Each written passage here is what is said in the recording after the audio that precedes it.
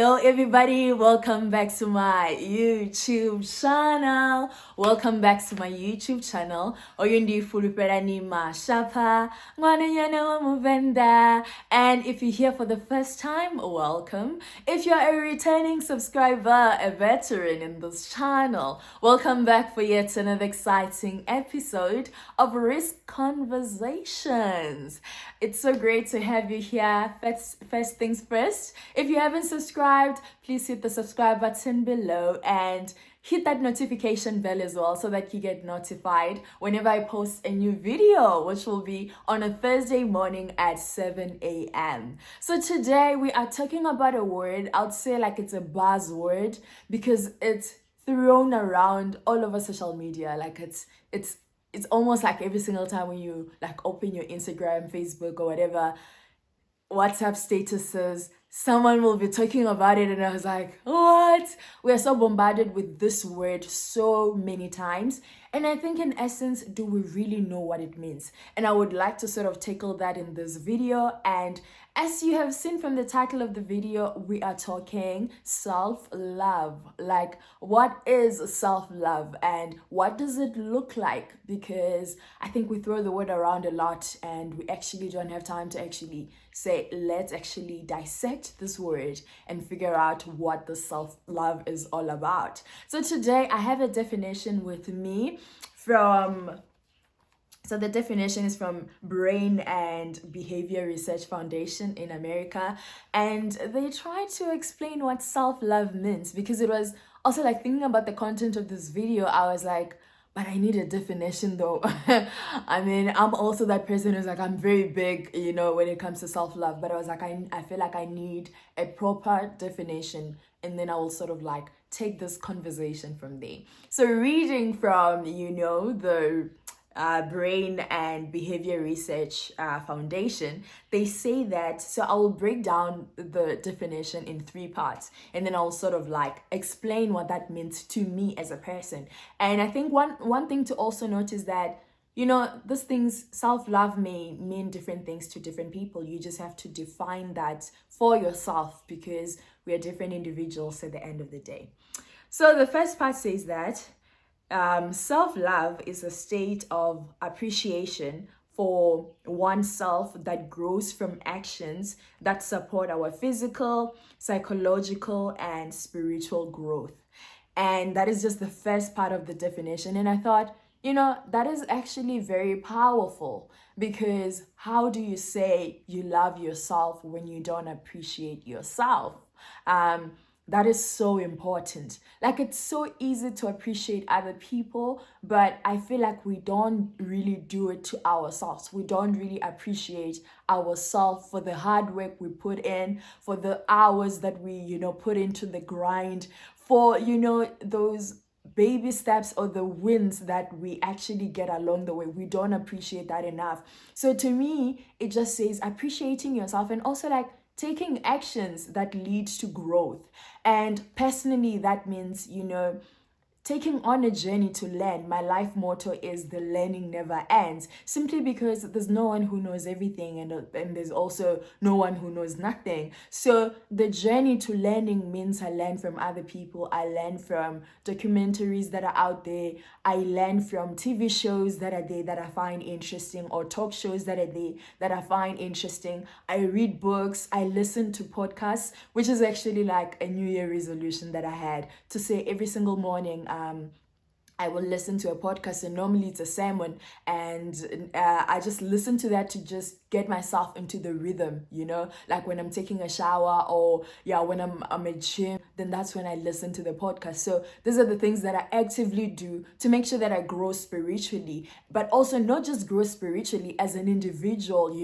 There are a lot of things that I can improve on, like communication, for example. I can also like improve in, how I sort of show my friends that I care. So in relationships as well. So these are the things that it's a process. I can never like say I've gotten a hang of everything. So actively doing stuff to make sure that I grow, like psychologically, emotionally, as an individual, spiritually as an individual, that's very important. And I think it's something that you need to be intentional about. Like, it's not just you wake up in the morning and you like spiritually grown. There are things that you must do. You must cultivate the spirit of prayer, cultivate, the spirit of reading the word of God, for example. So these are the things that you actively do in order to be a better person, to grow at the end of the day. And another one for me is just having conversations with individuals who are like-minded. For example, if you're an entrepreneur, then you can sort of have conversations with other entrepreneurs and find out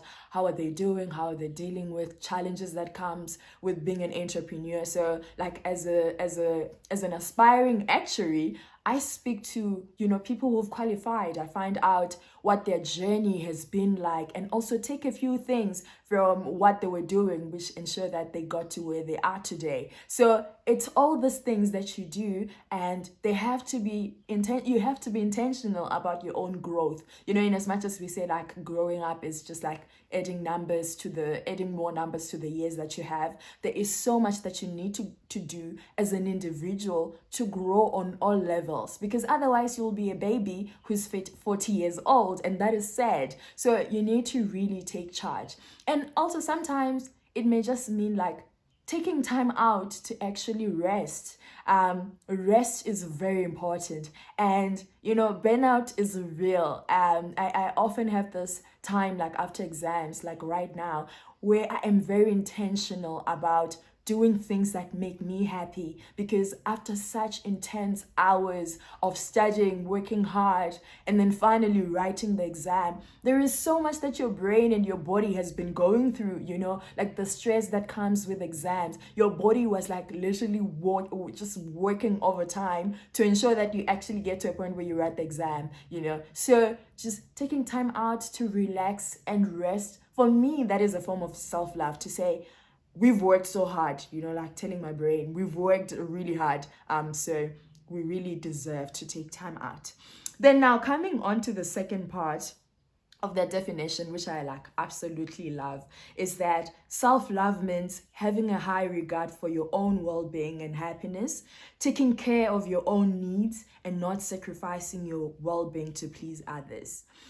And I was like, see, because we are living in a world where it's very easy to get access to other people's lives, but it's also very difficult to really know what's happening in other people's lives, if you get what I mean. Like, people put out their best foot forward on social media. Like, you see me on social media. Of course, on days where I'm wishing or days where I'm not feeling well, I might not actually feel like taking a picture, and I might just feel like I need to deal with stuff on my own. So I won't put, that part out there. Or maybe I might just not feel like sharing that level of detail about my life out there. In as much as I'm a YouTuber and all of that, I update you guys about what the hell is going on in my life. But I might not really give you guys the details to say, this is what's like really happening behind closed doors.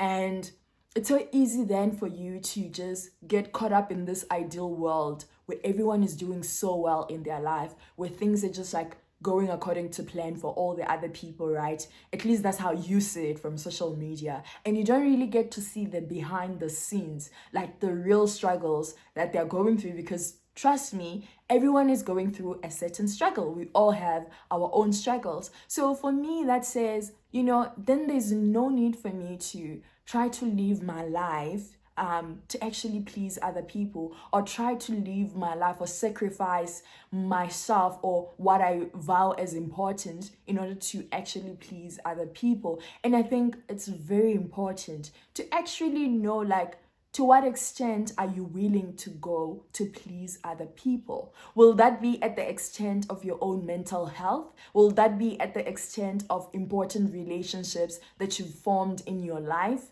over the years, just to please other people? Will that be to an extent of you actually getting broke to please other people, or to show other people that my life is going well or I'm doing great. So these are the things that, you really need to set your own boundaries. And boundaries are important because they protect you. They protect who you are as a person. They protect your values. They protect your purpose. They protect, your personality. They preserve the essence of who you are as a person when the lights are out and no one is watching. So for me, that's really important, to actually be like, to what extent am I willing to go to actually sacrifice myself to please other people? To what extent am I willing to go, to give you guys content? Because if that contradicts with my own, my own values and what I stand for and all of that, then is it really worth doing? And then lastly, or not last, is self-love means not settling for less than you deserve. And oh man, this is, this is huge. I feel like it's really. And then there are other definitions or other things that sort of come or that are sort of coupled with self-love, such as, taking care of your finances. That is a form of self-love. Self-love can actually mean accepting yourself for who you are, your flaws, your weight, your height, the color of your skin, the shade of your skin, accepting all of that because it actually makes up who you are as a person. And getting to that point where you are comfortable in your own skin, where you accept all those little bits and pieces of what you consider as flaws. You get to appreciate all of that. You love every fiber of your being. You love it. And it's not easy. For me growing up, I hated like the color of my skin, the fact that I'm dark skinned, and I was bullied because of it. Adults used to say that I was called, Mantu, for the longest time growing up. You just like, you begin to ask yourself, but what's wrong with my skin? And so over the years, it has just been a process of looking at myself in the mirror and being like, you are beautiful the way you are. And it has taken a lot of work to get to a place where now I am actually very comfortable with the color of my skin, unapologetic about the color of my skin. And so it's a process. It takes a while. It takes you actually, doing everything possible to get to that place. It might mean standing in front of the mirror and affirming yourself, like touching your body and saying it to every single part of your body that some people might say, oh no, you actually have like big boobs. Like standing in front of the mirror and being like, I love my boobs. It might be your face. You might have dark marks or dark spots on your face, and just standing there and be like, I love my face.